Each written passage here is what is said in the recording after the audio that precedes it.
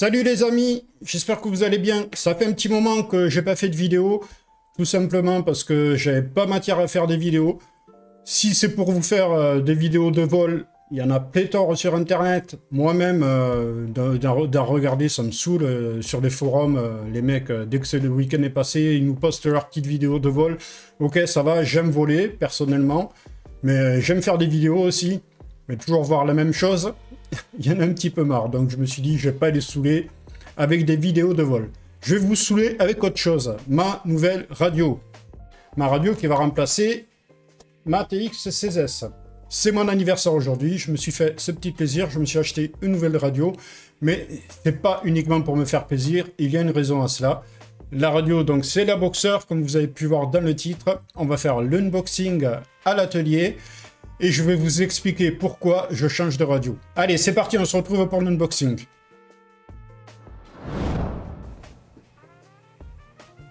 Bienvenue sur Edge TX.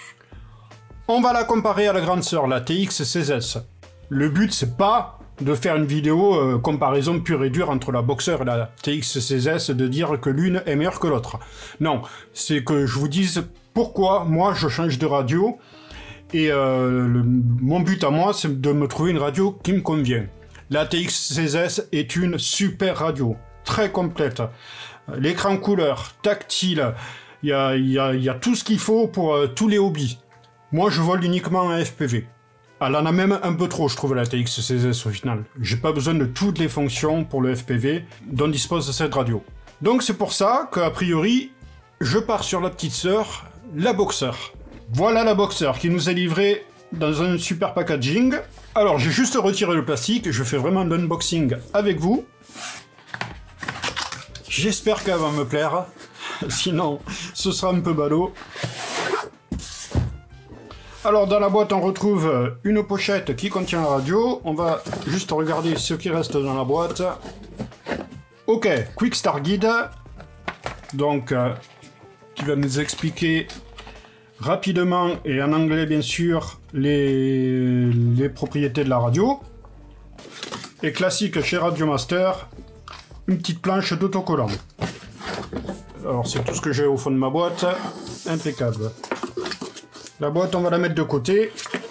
On va se concentrer sur la radio. Alors déjà, cette radio, elle nous est livrée dans une pochette de rangement. Ça, c'est bien pensé. C'est vrai que la TX16S, elle nous était livrée uniquement dans une boîte, mais en genre de polystyrène compacté. Très bien, très résistante, il n'y avait pas de souci. Mais après, moi, je ne m'en servais pas de la boîte de transport. Je la transportais directement dans le sac. C'est un peu la seconde raison de mon achat de la Boxer, c'est que la TX16S est plus grosse, prend plus de place. Donc dans mon sac, je voulais gagner un petit peu de place. Mais on va continuer l'unboxing. Alors, quand on ouvre, ah ben, il y a un petit peu de poussière, elle a déjà pris la poussière, pourtant je ne l'ai pas ouverte encore. Donc, la Boxer qui est bien rangée. On voit qu'il y a une protection en silicone qui est fournie. L'antenne qui est déjà montée, ok. Qu'est-ce que j'ai dans la petite pochette? Je retrouve le chargeur pour y mettre des cellules individuelles, des cellules 18650. Alors elle tourne en 2S. N'allez pas au-dessus, elle est prévue pour du 2S. On va retrouver un petit écran de protection. Alors ça c'est pas mal, moi j'en ai équipé déjà sur ma TX16S. Ok, le contrôle qualité, donc c'est pour ça qu'elle est un petit peu poussiéreuse, on va dire. Et un câble USB. Ah, j'ai oublié quelque chose. Ah oui, c'est les ressorts pour les gimbals. Alors, il y a les ressorts pour les gimbals, un petit arrêt de rechange et un bouchon si on enlève l'antenne T. On va déballer la radio. Bon, le packaging est bien fait. La radio nous est livrée avec une protection silicone. Je vais déjà l'enlever. Alors ça c'est cool. Là c'est directement livré. Et on se retrouve avec la face avant. Alors tout de suite on va faire un point sur l'ergonomie de la radio. Moi c'est ce qui m'intéresse. Et ça va être la troisième raison du changement de la TX16S vers La Boxer, c'est la prise en main. Moi, je pilote en pince. C'est vrai que là, ça a l'air pas mal. Alors, j'essaye de me caler. Alors là, c'est pas pratique pour la vidéo. Je suis pas, j'ai pas le cordon, j'ai rien. Mais déjà, vu comme moi, je me cale sur la radio en vol. Voilà, je mets mes doigts à l'arrière comme ça. Alors, naturellement, je suis bien dessus. Je suis mieux que sur la TX16S. Moi, ce qui me gêne sur la TX16S, c'est les switches. Je suis obligé de me caler avec les doigts sur le côté, de les mettre dans une certaine position, sinon j'y touche en volant. La Boxer, il n'y a pas de switch à part des poussoirs. Donc je suis bien mieux. Donc déjà, niveau ergonomie, il y a une bonne prise en main. À l'arrière, on retrouve des creux assez accentués qui permettent de caler les doigts. Pour ceux qui pilotent en pouce, ah ben c'est parfait aussi. En pouce, c'est pareil, on cale des doigts sur les petits ergots derrière. Et on a une bonne prise en main. Après, moi, j'ai des mains assez grandes. Je suis pas très grand en taille, mais j'ai des grandes mains. Donc, j'ai bien accès aux boutons à l'arrière. Je sais que certains... J'ai regardé des reviews, bien sûr, de la Boxer. Il y en a pléthore. Elle est sortie il y a 6 mois. Donc, j'ai vu quelques reviews. Je sais que certains ont du mal à accéder au switch à l'arrière. Moi, ça va. Il n'y a pas de problème. Alors, ça me dérange, cette poussière. Je suis maniaque. Donc, on nettoie un petit peu. Voilà, c'est mieux. On continue la review. Enfin, l'unboxing. C'est pas vraiment une review. Elle est équipée des tout derniers Gimbal All version 4. Donc, c'est des très bons gimbals. C'est les mêmes que sur la TX16S. Moi, sur la TX16S, j'ai les AG01 qui vont aller normalement sur la Boxer. Et ceux qui sont sur la Boxer, les versions 4, vont aller sur la TX16S. Ouais, parce que le but, c'est vraiment que j'utilise ensuite que la Boxer. Et la TX16S, je vais la mettre en vente. Donc, elle aura les derniers gimbals en version 4. C'est une TX16S qui est customisée, avec tout l'ensemble anodisé. Sur le côté, il y a des poignées en cuir. C'est vraiment une TX16S que j'ai customisée à fond. C'est la seconde que j'ai déjà eu une TX16S auparavant. Je vais l'équiper donc des gimbals dernière génération. Elle sera vendue en Crossfire, parce qu'on va aussi revenir sur ça. Et je la vendrai avec des récepteurs. Voilà, si jamais vous êtes intéressé. Enfin, revenons à la Boxer. Donc, niveau ergonomie, on peut la comparer par rapport à la TX16S niveau taille. Hop, je vais plier la poignée. Allez. Niveau taille, on voit qu'elle est un peu plus petite, un peu plus fine aussi. Moi, je le vois, il y a un écart de doigts, on va dire. Donc, un peu moins épaisse. Plus courte. Forcément, on perd le super écran de la TX16S couleur et tactile. Ici, c'est un écran classique. Voilà, bon, niveau ergonomie, pour continuer sur l'ergonomie, donc elle est équipée des gimbals V4 et Feol, qui sont excellents. C'est des très bons gimbals, franchement. On peut les régler sur le dessus. Donc on peut régler la tension, la course, et on peut switcher de mode 1 à mode 2. Je continue sur l'ergonomie. Niveau ergonomie des switches, donc on a un bouton momentané à l'arrière, un bouton poussoir également à l'arrière. On va retrouver une prise casque, un USB et une prise DSC. On retrouve les boutons classiques système modèle, la roulette de sélection, le bouton retourne pour changer de page et le bouton télémétrie. Ok, bien sûr le bouton de l'image et les trims. Au niveau des switches, on va avoir deux potentiomètres S1, S2 et switch de position sur le côté, ici et ici. et switch 3 positions, ici et ici. Donc bien sûr, il y a moins de voix disponibles que sur ATX 16S. Ça c'est pareil, j'utilisais toutes les voix que j'avais sur ATX 16S, il va falloir que je revoie mon organisation et mes modèles pour pas utiliser toutes les voix. Bon, moi c'était beaucoup d'options que je m'étais rajouté au fur et à mesure du temps, c'est pas utile pour voler. Dans mon cas, en FPV, c'est vraiment des petites options que je vais pouvoir m'en passer sans problème. Au pire, je vais pouvoir utiliser les boutons 6 positions qu'on retrouve ici, qui me permettront de rajouter certaines options. Au niveau d'ergonomie, on peut aussi parler du grip sur le côté. Alors, c'est pas du plastique brut, hein, c'est un genre de grip gommé un petit peu, voilà, qui accroche. Assez agréable au toucher. Le plastique a l'air de bonne qualité, de bonne facture. Il n'y a pas à dire, ça fait pas trop cheap. Enfin, ça fait même pas cheap, en fait, ça fait radio de bonne qualité. Et je l'ai prise noire. Elle existe en version transparente maintenant. Bon, perso, je suis moins fan. La version transparente, c'est plus destiné à ceux qui vont se la personnaliser ensuite en peinture ou autre, en peignant la coque de l'intérieur, bon, ou en mettant les LED, etc. Moi, je vais juste faire le mode, passer les gimbals à G01 sur cette radio, c'est tout ce que je vais y faire. Toujours au niveau ergonomie, à l'arrière, on retrouve une sangle pour le transport. Moi, ça me va très bien. On peut la régler sur 2 positions, la raccourcir ou l'allonger. Une bégière pleine taille pour mettre vos modules externes. Et le module batterie. Alors, pour l'ouvrir, c'est un peu plus compliqué, voilà. C'est un peu plus compliqué que sur la TX16S, non. Et la surprise, il y a déjà une batterie. Oui, j'ai pris la version avec la batterie Radiomaster 6200 mAh. J'ai aussi la batterie Radiomaster sur ma TX16S, c'est la version en dessous, 5200 il me semble. Et déjà j'avais une très bonne autonomie sur la TX16S. Elle sera vendue d'ailleurs avec la batterie. Chose qui normalement ne sont pas livrées avec. Hein. Ou alors faut payer plus, comme la Boxer.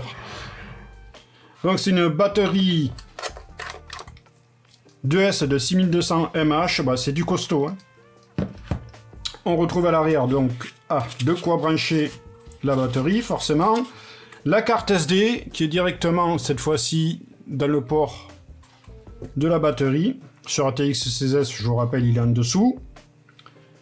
Et on voit que c'est une ELRS. J'ai pris en effet la version ELRS parce qu'on va venir à mon 4e point. Pourquoi je prends la Boxer? Parce que je change entièrement de système de communication. J'ai envie de tester le LRS. Donc je voulais un émetteur interne ELRS afin d'avoir une radio plus compacte, plus m'embêter avec un émetteur externe à rajouter. Et en même temps, j'avais envie de tester le LRS, qui a l'air un protocole très équivalent au Crossfire, avec des prix un petit peu inférieurs, un peu plus compliqué à prendre en main. J'espère qu'avec le temps, ils vont améliorer les différentes versions. Voilà, donc le port de la carte SD que je serai sûrement amené à changer d'ailleurs. Par expérience, en général, la plupart des pilotes changent la carte SD de leur radio pour mettre des cartes SD de meilleure qualité. On a fait le tour de l'ergonomie, donc je vais brancher ma radio. On va l'allumer. Alors, je vais d'abord brancher bien sûr la batterie. Sur le couvercle, il est prévu des petits trous pour vous faire passer le XT, le XT30, si vous avez besoin d'alimenter un module externe. La batterie est branchée, je referme le couvercle. J'en profite pour vous montrer l'arrière, où il y a juste un port USB qui sert à recharger la batterie. Et sur le dessus, donc je vous ai montré, le port USB pour communiquer avec un ordinateur, c'est celui-là. La radio peut aussi, bien sûr, s'utiliser sur simulateur. Elle est compatible simulateur. Allez, on va partir sur le premier démarrage.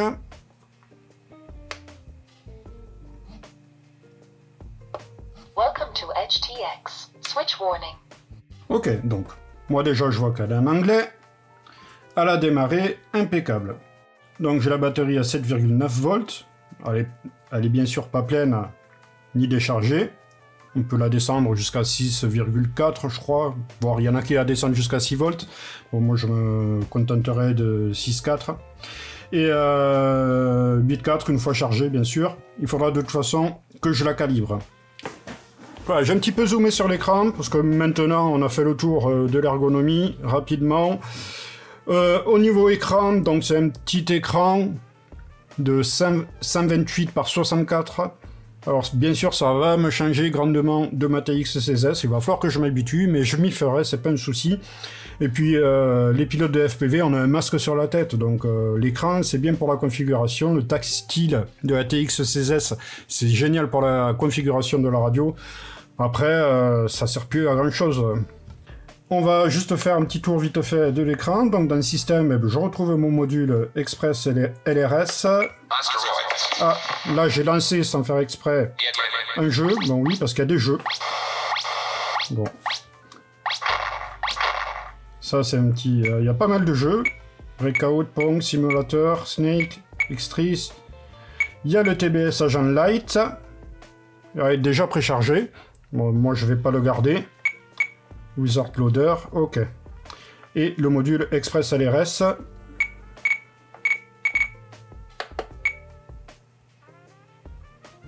Ok, donc je regarde vite fait le module. Donc, au niveau, je regarde la puissance du module. Bien sûr, je suis en version européenne, donc bridé. De toute façon, la prochaine vidéo, ce sera la mise à jour de la radio. Et les mises à jour également du module ELRS. Donc on retrouve bien sûr les menus classiques des radios. Donc là j'étais dans Tool, le menu SD card, le radio setup. C'est pareil, ça je ferai le setup plus tard. Les fonctions globales, le trainer, tout ce qui est hardware, donc il faudra forcément faire aussi, quand vous recevez votre radio, faire une calibration.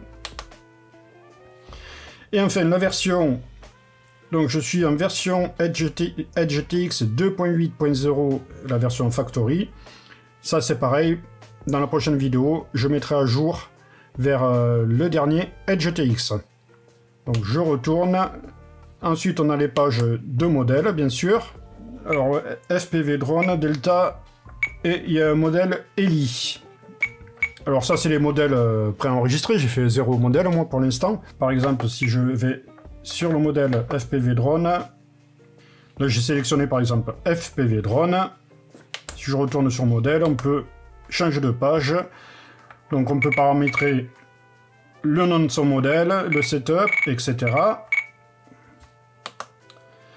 Les fly modes, les inputs, les mix.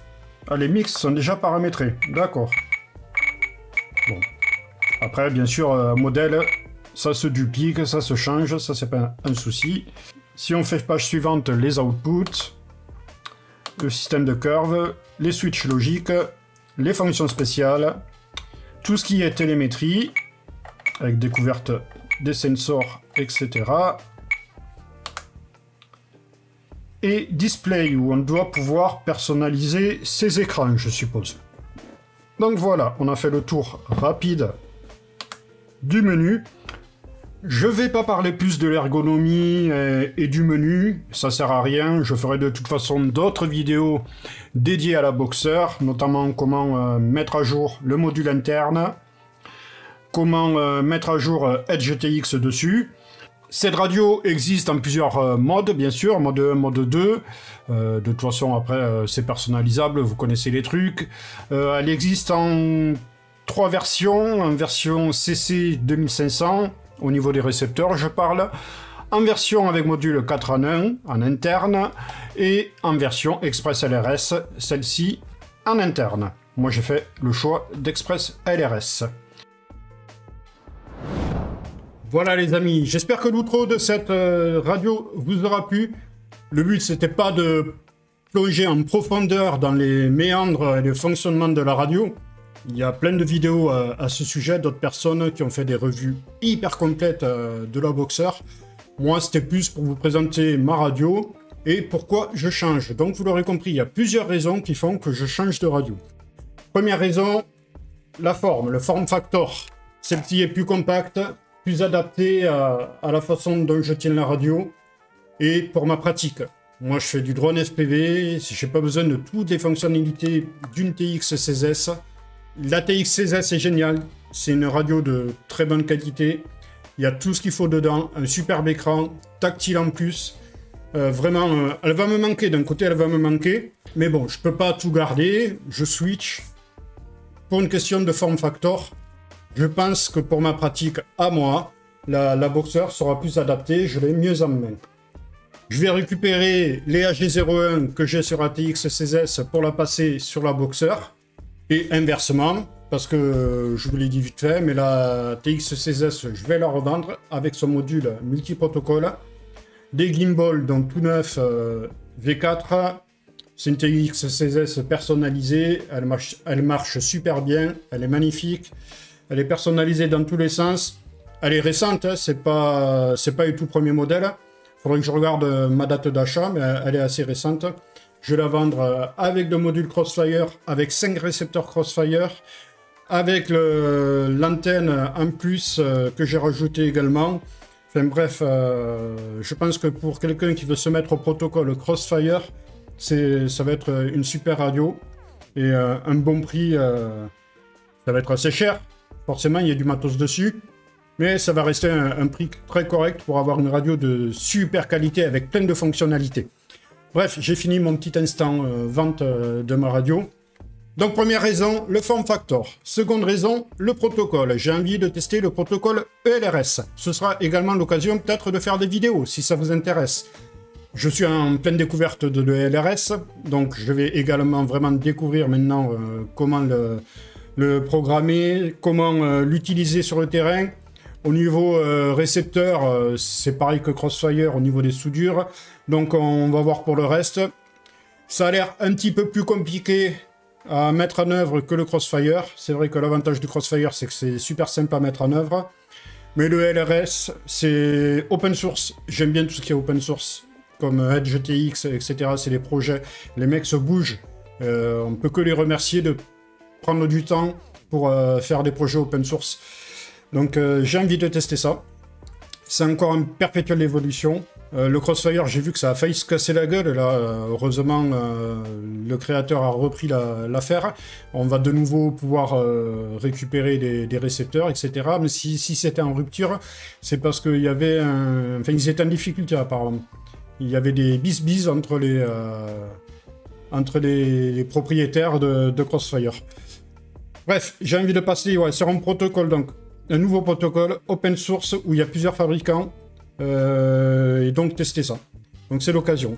Troisième choix, c'est qu'il y a directement le LRS en interne. Je voulais un émetteur interne. M'embêter tout le temps, bon c'est très bien un module externe, hein, mais rajouter tout le temps un module externe, c'est un petit peu chiant. Donc voilà, au moins là j'ai tout dans la radio, ça prendra moins de place dans le sac, c'est moins de place en vol. C'était le but. De plus, l'émetteur interne ELRS, ici, peut monter jusqu'à 1 watt. Donc, c'est l'équivalent à mon Crossfire. Bon, que demander de plus, si ce n'est devoir tout reconfigurer. Et peut-être que je me plante total. Hein. Je ne sais pas si ça va bien marcher. Je pars un peu dans l'inconnu. Mais j'ai envie de tester. Je suis un peu geek de ce côté-là. J'aime tester des choses. J'aime apprendre. Et après, je vais essayer de vous le partager au maximum.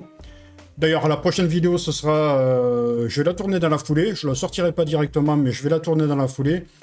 Je vais directement mettre à jour EdgeTX sur cette radio. Et également mettre à jour le module multiprotocole... ça y est, tu vois, je repense déjà à ma TX16S. Et également mettre le module ELRS à jour dans la foulée. Donc, je vais faire ça, moi, dans l'immédiat. Pour vous, ce sera sur une prochaine vidéo. Pour conclure cette vidéo, j'espère qu'elle vous aura plu. Voilà, c'est une petite vidéo un peu personnelle où je vous explique pourquoi je switch de radio. Si vous vous en foutez, c'est pas grave. En tout cas, ceux qui ont regardé la vidéo, merci d'avoir regardé jusqu'au bout. Je vous dis à la prochaine, je vous souhaite un bon vol. Allez, ciao les gars!